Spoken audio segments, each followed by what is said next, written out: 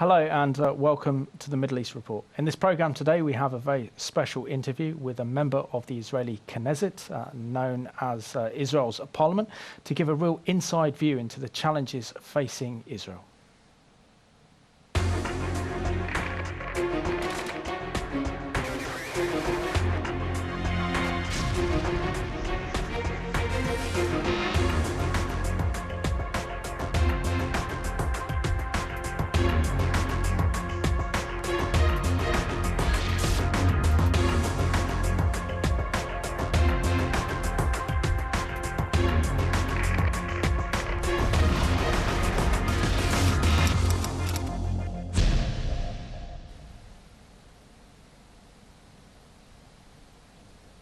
A warm welcome to the programme, and in today's programme we have a special interview with a member of Knesset, Amir Ohana, who represents the Likud party.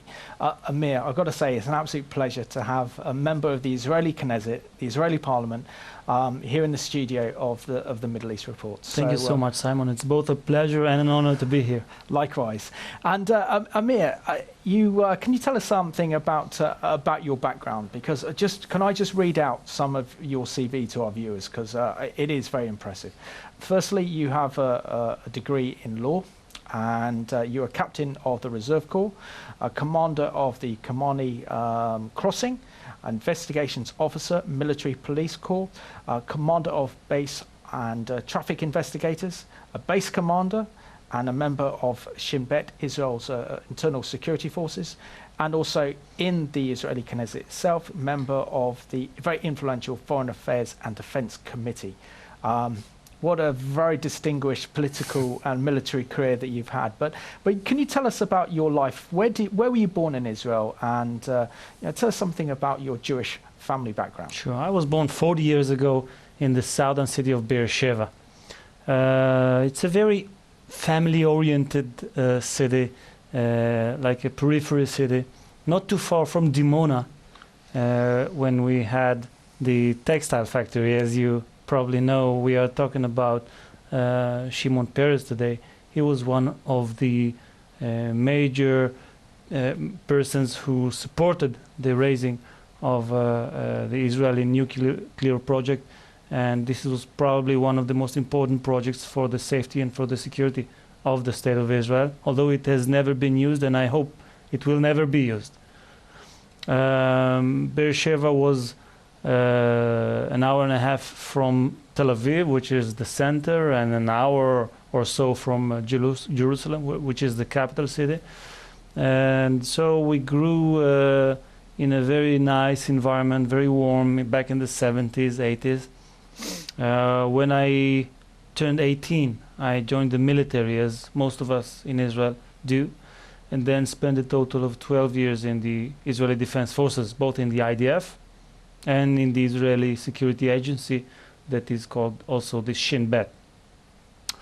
At 2011, after I had finished my service for the country, I raised a very special caucus that did not exist back then, not only in Likud, but it did not exist in any other right-wing party, the LGBT caucus of Likud. Traditionally, of course, as you probably know, left-wing parties addressed LGBT issues, as happens in many parts of the world. But in Israel, it's quite a unique situation, because in the world, when you talk about right and left, you would primarily talk about social issues, economy issues, etc. But in Israel, when you talk about right and left, you primarily talk about the security issues, about the Israeli-Arab conflict, and where do you stand on those issues.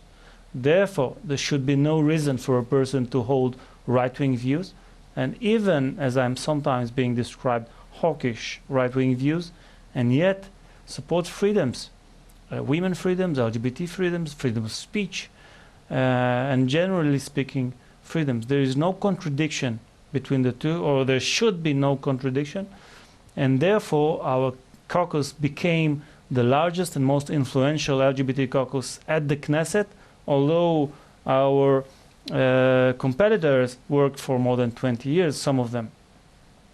And at the end of 2015, I became a Knesset member myself, Of course, I ran for the primaries, the one that choose who gets to be voted for the Knesset are the Likud members, 120,000 Likud members. It's an open primary system, and I'm glad to be the first openly gay to be voted in an openly primary system in Israel. And so I became, as you said, a member of the Defense and Foreign Affairs Committee, and also a member of the Education Committee and the House Committee. Excellent. So that must keep you very busy. It is. So going back to your childhood, what was life like growing up as a Jewish person living in Beersheva, knowing that your parents, did they come from, was it Morocco? Yes, originally? Both my parents came from Morocco back in the 50s. Of course, shortly after the establishment of the State of Israel, they came from a very Zionistic families, and they wanted to be a part of the Israeli project, the Zionist project, of the coming back to our roots, the Jewish people roots. For more than 2,000 years of exile, this is the place that Jews yearn to, year after year, both in the happiest moment of their lives and in moments of despair. They still yearn to Jerusalem. Absolutely. Next year in Jerusalem. Well, next year has come, and we are back in Jerusalem, back in the land of Israel, and this time we're here to stay. Should we look now and see how beautiful your hometown is of Beersheva? So let's have a look at the beauty that is Beersheva.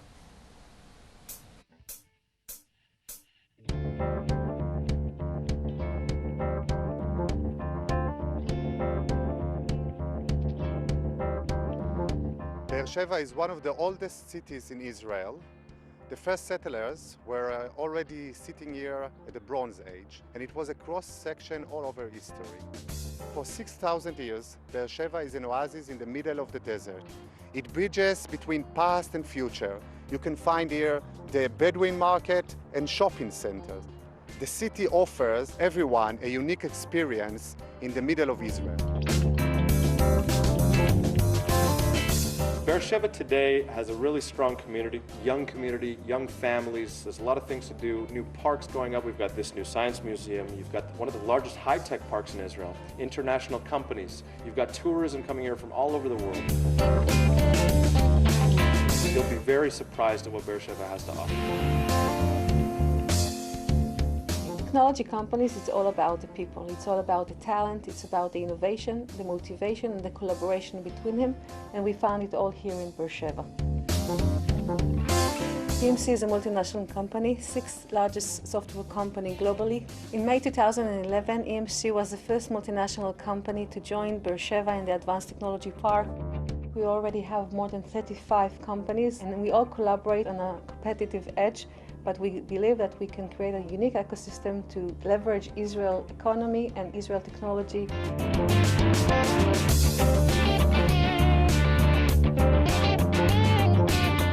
As a student here at the Ben Gurion campus, we have plenty of social activities during the days and in the evenings.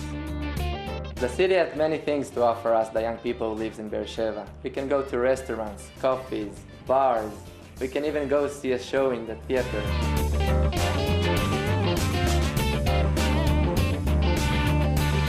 The park was founded in July 2013. There was no other science museum that was ever erected here in the Negev.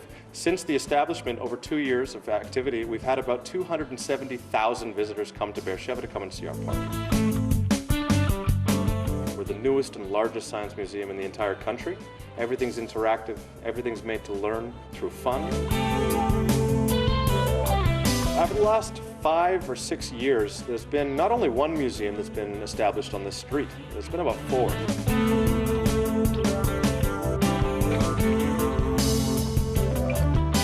When I think about Beersheva, I think about family, I think about community, and when I think about the future of Beersheva, I think about development. Not only economic development, but cultural development, and that's something I think is very important for the future of Beersheva.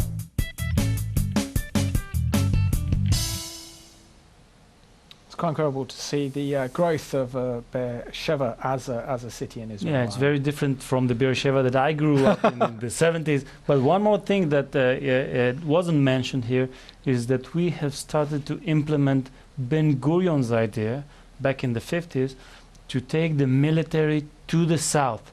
It only took us 60 years because we were in a hurry, but the army bases from the center of Israel, from Tel Aviv, from Rishon LeZion, from Petah Tikva, are being taken down to Beersheva, which will mean a great growth for the city and for the Negev, for the entire region.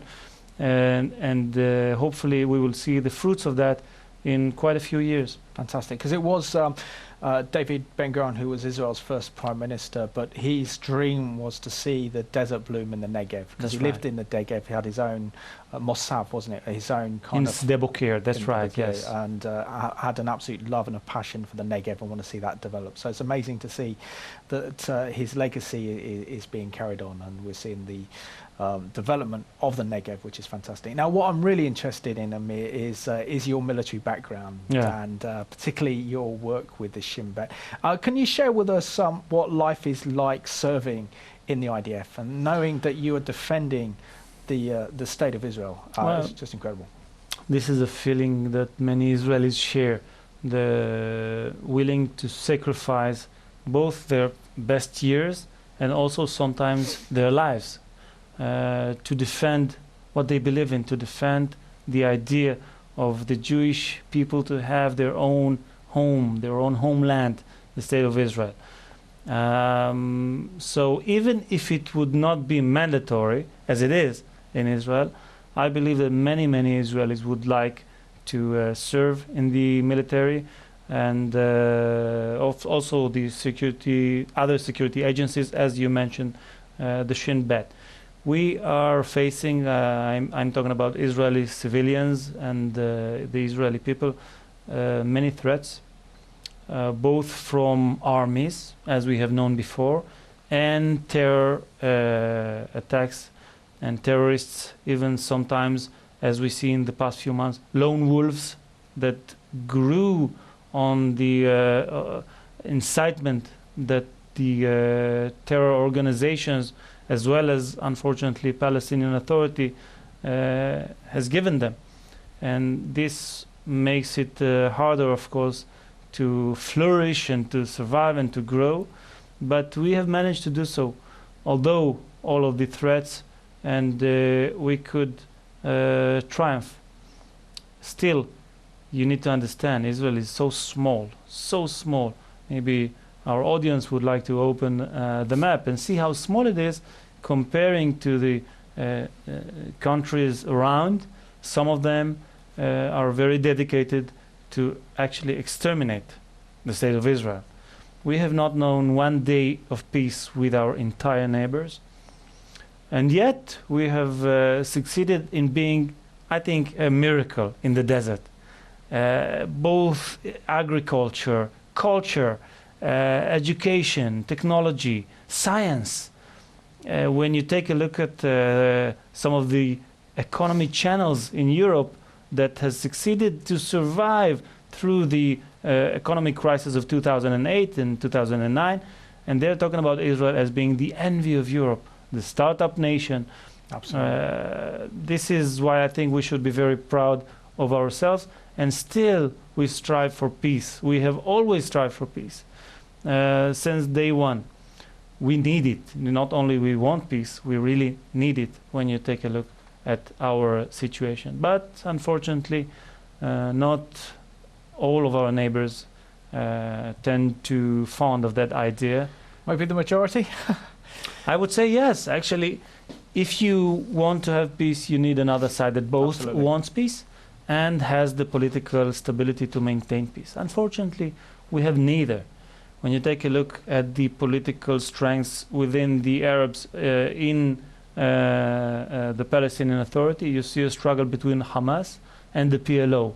Hamas, of course, as we all know, is dedicated to exterminate the state of Israel and as many Jews as it can. If you would read Hamas covenant, you would find in section 7 that they yearn to the day, and I quote, where the rocks and the trees would shout, "Oh Muslim, there is a Jew hiding behind me, come and slaughter him." A Jew, mind you, not an Israeli. And not only they say that, but they demonstrate in their deeds the very same thing. They are responsible for some of the most horrific terror attacks that we have known, including the slaughter of 2 months old Hadass Fogel in her bed. Absolutely. This is Hamas. Okay, so my colleagues from the left say, okay, let alone Hamas, but we have a partner. We have the PLO. We can talk to the PLO, which headed by Abu Mazen, by Mahmoud Abbas, and unfortunately I would have to put a big question mark on that.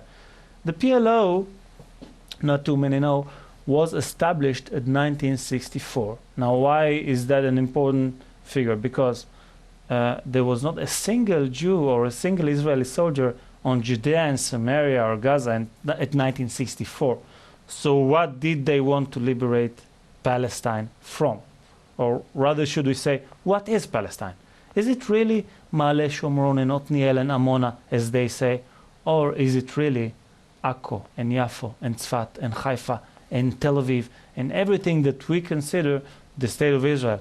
But my colleagues from the left still say, okay, that was back in 1964. Of course they wanted it. But now they realize they cannot have it. So they are talking about Judea and Samaria. And I would still go on and say, at 2016, when we hear every pro-Palestinian demonstration, both in European campuses, in American campuses, and even in the state of Israel, you would still hear the same old slogan. From the river to the sea, Palestine will be free. Well, if you know the map, where does it put us? This is why, unfortunately, the vast majority, or should I say the influential majority, of the Arabs still had not accepted the idea that the Jewish people too should have a state of their own on their historical homeland of Israel. Therefore, I don't see any chance for peace coming in the near future. But eventually, I have no doubt, it may take 400 years because international conflicts sometimes do. There will be peace once they realize, once they accept that our future there, both of our future there, is to learn how to live together rather than kill each other. Then it will happen. And we are doing our best at the meantime. Can I go back to what you said earlier and the commonly known slogan made by the supporters Yes. of the Palestinians? And we've seen this in demonstrations here throughout the UK, and that is slants made by the Palestinian Solidarity Campaign, the Scottish Friends of the Scottish Palestinian Solidarity Campaign, in which they chant Palestine will be free from the river to the sea. Now, how are protests allowed to go ahead making what can only be described as an incitement to genocide? And can't we actually then claim that their true ambition, and this is the same for the BDS movement, is that they want to see the destruction of the State of Israel? So how can Western democracies such as Britain or the United States allow these chants to be said at our university campuses, at Israel meetings, when this is an incitement to genocide? I couldn't agree more, and therefore many states in the United States, well, I wouldn't say many, but some began to take it out of law to BDS Israel. And you know, when I take a look in those factories on Judea and Samaria, and I do take a look, I walk in there, I see the reality for what it is. What I see is Jews and Arabs working together, sharing lunch together, congratulating each other for a newborn in the family, learning how to live together rather than kill each other. This is coexistence. And this is what they want to BDS in the name of peace. Come on, peace is the last thing that they're thinking about. And they're not thinking about raising a state. They're thinking about destroying another. This is what they really want. Because neither of us, not the Arabs, not the Jews, are going anywhere. We're going to stay there. So if we don't learn how to live together and to accept each other, what future do we have? And what role do you think the international community can play? Because if we have a look at Europe, particularly the European Union, and thankfully we've actually left the European Union, so Britain's actually voted Brexit, which I think can actually enhance British-Israeli relations because we'll be outside of the European Union. But when you look at the European Union, and I do a programme once a month in the European Parliament, and the one thing you know when you go there is there's an obsession with Israel. Yeah, unfortunately. Run by the External Commission for Foreign Affairs. And they're obsessed with Jewish people building homes in Jerusalem or in Judea and Samaria. But what they are doing is trying to bring about facts on the ground by actually building Palestinian homes in Area C, which is an Israeli-controlled area of Judea and Samaria, to preempt a future Palestinian state.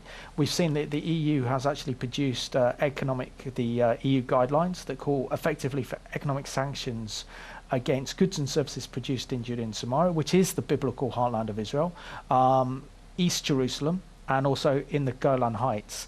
And yet Israel's a beacon of light. When we have a look, Israel is the only democracy in the Middle East. It's the only stable government in the Middle East. It's the only government that the West can do a business with. So why do you think particularly those in Europe have a complete misunderstanding of who Israel is and what Israel does in terms of bringing stability to a very dangerous and dark region? Well, unfortunately, you were right, of course. Our enemies are many more than us, and they are well funded. Unfortunately, both by European money and Arab money, of course. Therefore, Israel is being taken in the eyes of too many European politicians as the Goliath that it isn't, rather than the David that it really is. And I see that when I meet some of the European politicians. This is something that we can change, and we strive to change. And I'm sure, as you heard probably our Prime Minister Benjamin Netanyahu just a few days ago in the UN, talking about the change that will occur in the world and that is occurring right now as we speak, because we bring ties or we share common values with more and more states, and we have diplomatic relations with China, India, just two small states, Very small. Together with Israel, we're talking about a third of the world, yes? Yeah, absolutely. And we see that changing in these times. Still, it's a struggle. It's a big struggle that we still struggle to this day.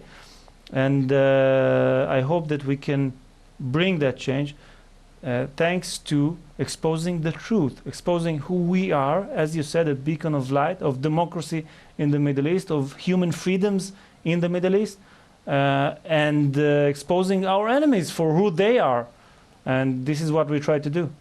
No, absolutely. Now, when it comes down to the leader of the Likud party and the Prime Minister of Israel, Benjamin Netanyahu, I think he's one of the very few leaders that provides real moral clarity in the world. And he knows what evil is, and he speaks out against that evil, which sadly so many of other Western leaders lack. What is it like to be in the Likud party led by Benjamin Netanyahu? Well, it's a great honor. I do think of him as one of the most important leaders that we have in the new time. And when I was swearing into the Knesset, there is a tradition that then a senior MK, member of Knesset, or even a minister, comes to congratulate you on the podium at the Knesset, in the plenary. I was fortunate enough when I was swearing in to have the Prime Minister himself. And to the best of my knowledge, he didn't do that for anyone else. So I do feel very lucky or honored for that. He's a very, very smart man. And he predicted many of the things that eventually did happen, including the failure of the Oslo agreements, including the failure of the disengagement in 2005. And therefore, I trust him to navigate the ship that we are sailing in those stormy waters of the Middle East. Take a look what happens around us. Take a look at Syria, Iraq, Libya. Whatever we saw 5 years ago, no one had anticipated to look like that. And therefore, I'm very privileged to serve under Benjamin Netanyahu as prime minister, and I hope to do so for many, many years. I'm sure you will, Amir. And maybe you can describe for us the unique security situation that Israel's in. I mean, you mentioned earlier the civil war in Syria, and for example, Syria was Israel's safest border. Although we didn't have any peace treaty. Even though we didn't have peace treaty, exactly. And now we see ISIS moving closer and closer to the Golan Heights, also endangering the Jewish community up there as well. You know, we have Hamas in Gaza. We still have something like 60 to 80,000 rockets that Hezbollah has in southern Lebanon, targeted at Israeli cities. And then we also have the corruption of the Palestinian Authority and Mohammed Abbas having absolute no legitimacy, and particularly entering into a government of national unity with Hamas. The world should actually say that this is an outcry, primarily because he has no international legitimacy, because Hamas is a prescribed terrorist organization. So the whole situation that Israel is dealing is with corrupt. Isn't there a great danger then that if Israel does move forward for steps for peace like we've seen in the past, and that's for land for peace concept, without a genuine partner for peace, without generally dealing with the terrorist elements within his own society and with his refusal to recognize Israel's right to exist or to recognize Israel as a Jewish state, then how can you move forward to building a better future between the Israelis and the Palestinians? Well, I reject the idea that the so-called two-state solution is indeed a solution. It's no solution. If the terror attacks that we know have begun at 1967, I would say, okay, that's a possibility. But they became much sooner, as I was talking about the establishment of the PLO and the Fedayuns and the pogroms and the terror attacks that we have known not only since 1948, but even before that. In just one weekend, on August of 1929, Arab neighbors butchered and killed 133 Jews in Hebron, on Tzfat, in other locations on the land of Israel. Why? Was it the occupation? Was it their desperation? What was it? There was not even a state of Israel. So the thought that if only we would go back to the borders of 1967 and give up our homeland, our cradle of culture, of existence. We're talking about Judea and Samaria. Look, I'm not a religious person myself, but I do respect our history. I respect our legacy. I respect the Bible. And when you open the Bible and read that more than 80% of the locations described as in the land of Israel in the Bible are located in Judea and Samaria. And if you only dig deep enough in this land, you would find archaeological items that describe the very roots of our people.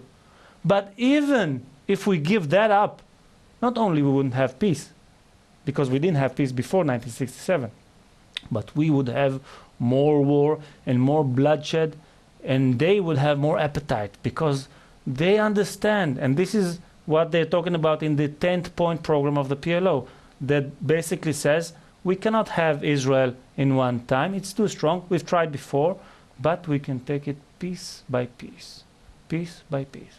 And when you listen to very high-rank officials in the PLO, such as Abbas Zaki, and you can just Google it and find it. It's out in the open. And he says, of course not in English, but in Arabic, don't say, he says it on camera, don't say we want the destruction of the state of Israel. We don't want to say that. It's not proper diplomacy. We are talking about the 1967 borders. Now, President Abbas knows, and all of us knows, when they withdraw to 1967, what will be left of them? We can take them. But don't say it. The world doesn't want to hear it. This is what they say on camera. And I'm not talking about Hamas, I'm talking about the PLO.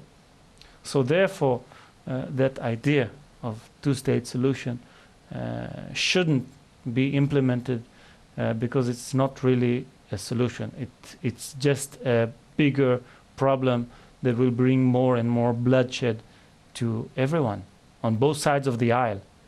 Absolutely, absolutely. I couldn't agree with you more, Amir, on that issue, because I think it's vital for Israel's security. Also, the other aspect is is the ramifications. I mean, if Israel made peace with Abu Mazen, say tomorrow, had a peace treaty with the PLO or the Palestinian Authority, how long would he actually survive in power before Hamas could actually take over? How long will he survive? Well, let alone power. Yeah. Oh, exactly. It will shorten his life, and I'm not talking about his political life. He knows he cannot pass this through. They had 7 opportunities just in the past few years. You can say, okay, Benjamin Netanyahu is not very generous, he doesn't offer any offers, but we had other prime ministers, and the Palestinians were given very generous, very too generous, I would say, offers. You know, President Clinton, the former President Clinton, was talking He's about... not president yet. Yeah, was talking about that in his term, Yeah. he suggested 100% of the Gaza Strip for the Arabs and 97% of Judea and Samaria. And we do know that we had prime ministers, the Ehuds, Ehud Barak and Ehud Olmert, that suggested to divide Jerusalem, which the vast majority of the Israeli people would never accept. But they suggested it. And still the Palestinians didn't shake hands. Why? Because they know that what they really want is not to establish a state, but to ruin another. They want it from the river to the sea to be free. Free of what? Free of Jews. This is what Mahmoud Abbas said. The Palestinian state will have no Jews in it. He said Israelis. But do we know any Israelis in Judea and Samaria that are not Jews? This is what they strive for. And also, we have to address the sickening education system and the media, with all the incitement to violence and hatred against Israel, against the Jewish people. And it's almost like the Nazification of Palestinian society, that children, ever since the signing of the Oslo Accords, Palestinian children have been brainwashed with this hatred and incitement of violence. And I think the biggest irony of the entire Oslo Accords and the peace process is the fact it was meant to and designed to bring both Israelis and Palestinians together in peace. But what it's done is it's separated them. So prior to Oslo, you'd have Israelis going to Jericho, mixing with Palestinians, or Arabs as it were, actually in areas now controlled by the Palestinian Authority. And Palestinians would come into Israel and work in Israel, but that's ended. And that's a thing of the past. So until international governments realise that the key to solving the peace process is to tackle this issue of incitement in the education system and in the media within Palestinian society that's preparing their people for genocide against Israel. How is that acceptable in the 21st century? That's right. Actually, you might ask yourself, what causes a 14 years old, 15 years old, 17 years old, has happened just in the last few months, to walk into the house and the room of another 13 years old, sleeping in her bed, watch her sleep, watch her breathe, take a knife and butcher her. What causes that? Clearly, it's the incitement that he grew up in. It's not genetic, but it's the education that he got and that you were talking about. When this 17 years old opened his books, he doesn't see the Palestinian state alongside with the Israeli state. He just sees Palestine from the river to the sea. So therefore, we shouldn't exist. He sees them talking about us Jews as the son of apes and monkeys and pigs. This is what he sees. And this is one of the things that we should, one of our challenges. You said correctly about the Oslo Agreement. Actually, what the State of Israel, unfortunately, did at 1993 with signing these agreements was to bring thousands of terrorists that were haunted in Tunisia and wherever they were, headed by Yasser Arafat, brought them to our land and gave them guns, gave them uniforms, gave them an autonomy, and told them, okay, you deal with terror. They would fight terror. Do you hear me? Of course, it exploded to our face, literally. We did not have even one suicide bomber in Israel prior to 1993. Absolutely. And ever since, we've had hundreds of them. And we are still paying that price for that awful agreement, unfortunately. And we demonstrated it again in 2005 when we disengaged from the Strip of Gaza. People said, many European politicians and even Israeli politicians, and I'm not talking about extremists, I'm talking about mainstream politicians, that once we end, as they call it, the occupation on Gaza, and we will take everyone out, and we did so. We took even the deads out of their graves, because who knows what they would do to them if we would have left them. And we took everyone out. There is not a single soldier or Israeli citizen on the land of Gaza. And we expected them to build hotels. They have a beautiful strip by the shore. We expected them to build universities, schools, invest in welfare, in health, in everything that a normal people that wants to live does. And they had money. They got money from the world. Instead, they built tunnels under our villages, striving to kidnap and kill more and more Israeli citizens. They bought missiles that would go further and kill more and more Israelis. This is what they did.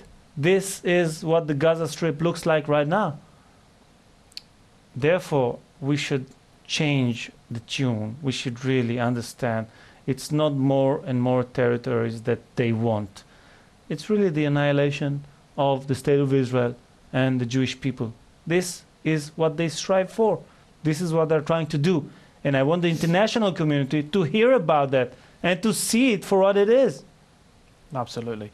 We got now a clip of the Israeli Prime Minister Benjamin Netanyahu being shocked at an action of a Palestinian father trying to get his young child killed at an Israeli checkpoint.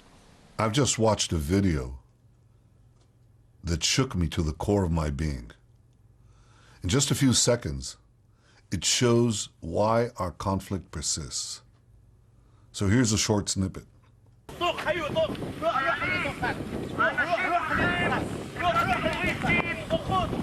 Palestinian father holds up his 4-year-old son. He pleads with Israeli border police to kill his own child. He shouts, "Shoot this little boy," his boy. He pushes his young son forward towards the soldiers and screams, "Kill him! Shoot him!" The boy pauses. He's scared. Any child would be. He turns back, looking at his father for guidance. With his shirt tightly tucked into his bright red shorts, the boy ambles forwards towards the soldiers. One of them extends his hand in friendship. The boy gives him a high five. It's hard to make a 4-year-old hate. Imagine your own child at that age. Think of his smile.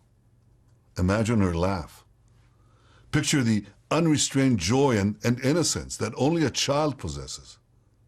Encouraging someone to murder a child, let alone your own child, is probably the most inhumane thing a person can do. What did this child do to deserve this? The answer is nothing. He's innocent.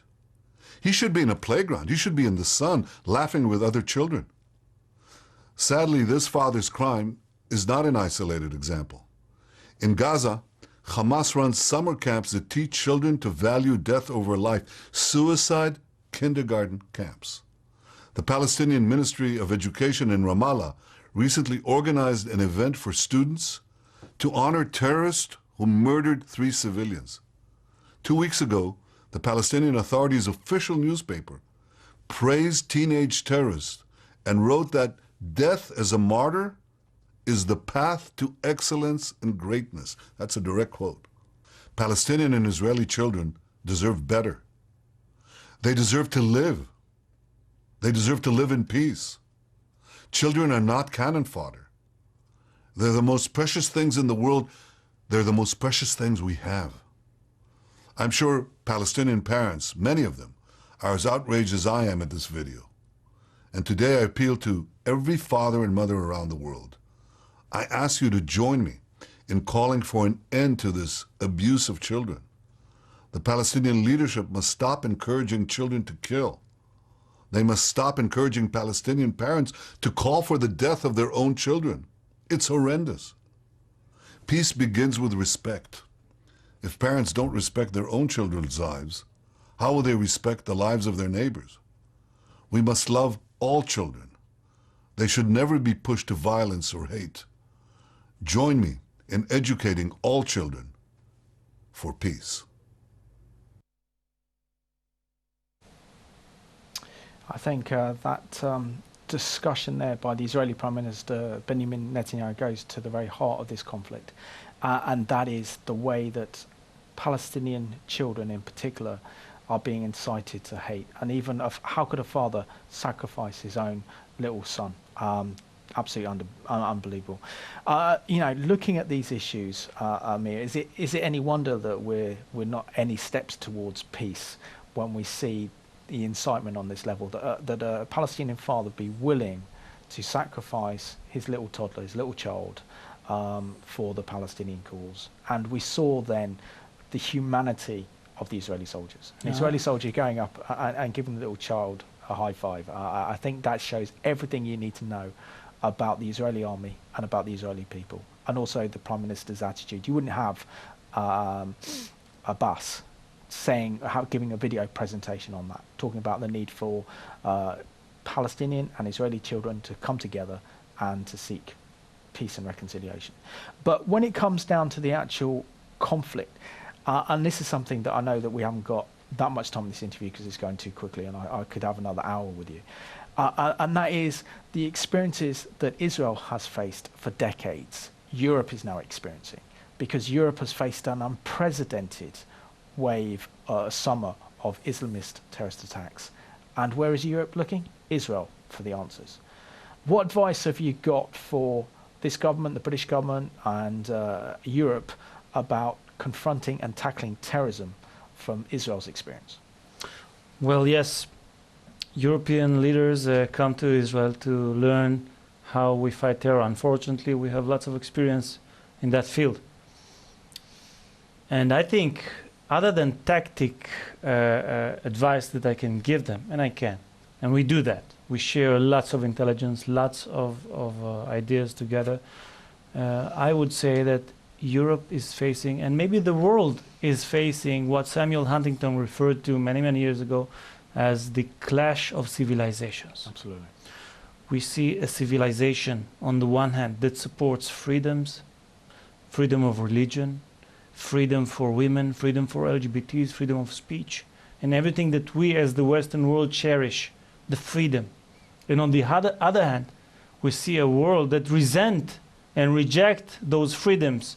And not only does it believe that the world has to go by their stream of Islam, but they believe that even the Muslims should go by that path, and those who don't lose their heads off. This is the radical Islam that we are talking about, and that you can find, unfortunately, now not only in Arab countries, but also in Europe. And we see it both in the UK, in Paris, in Belgium. And unfortunately, there is no reason to believe this is behind us.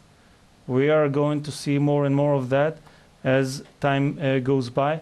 And the leaders of Europe must understand that this is the fight, and that we are on the same side, on the same aisle with them, with the free world, and not on the other one.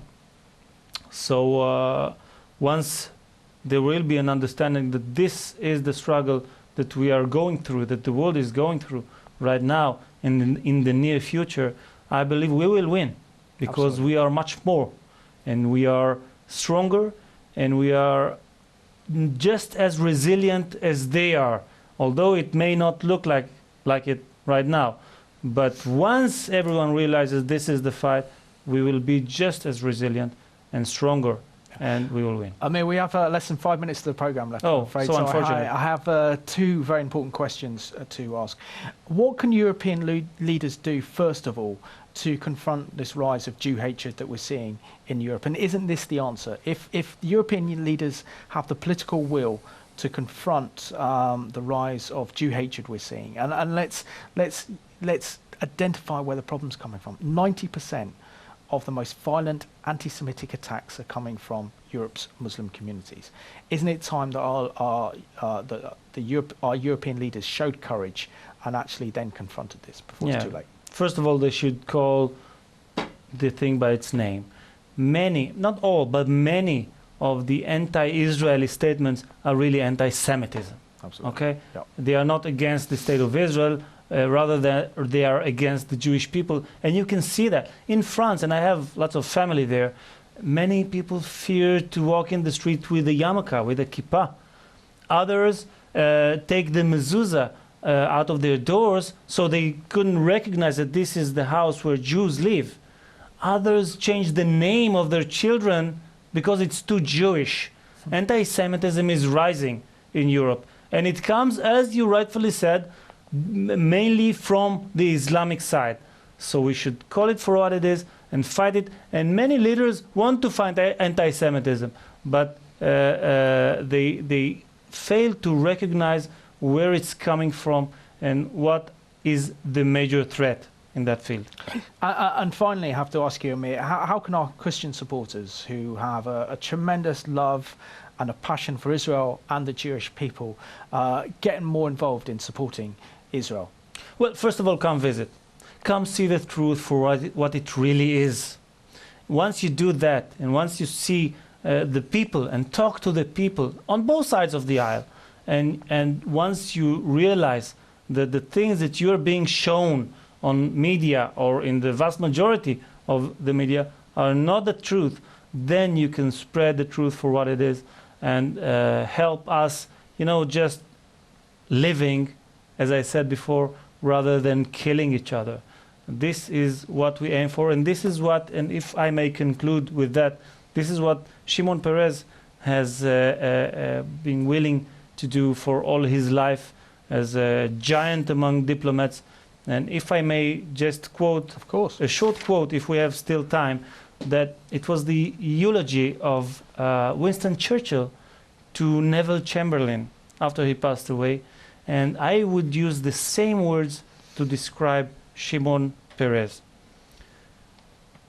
He said, "It fell to Neville Chamberlain in one of the supreme crises of the world to be contradicted by events, to be disappointed in his hopes, and to be deceived and cheated by a wicked man. But what were these hopes in which he was disappointed? What were these wishes in which he was frustrated? What was the faith that was abused? They were surely amongst the most noble and benevolent instincts of the human heart, the love of peace, the toil for peace, the strive for peace, the pursuit of peace, even at great peril, and suddenly to the utter disdain of popularity or glamour." Amir, it's been an absolute pleasure to have you on the Middle East Report, and thank you for all the wonderful work you do in the Israeli Parliament, standing up for Israel, and we need more Israelis to think like you. Thank you so much, Simon. It's been a pleasure, and I hope to come back soon. That'd be good, really good. And I just thank you for watching today's program, especially this very special interview with Amir. His insight working with the Israeli army and the Israeli intelligence, and his work in the Israeli parliament, defending Israel's interests abroad. It's fantastic that Israel has such an articulate spokesman to speak about truth and the reality of the situation that Israel faces in the Middle East today. And it's important that if we believe in democracy and if we believe in freedom, then we need to believe and support the State of Israel. So thank you for watching today's Middle East Report.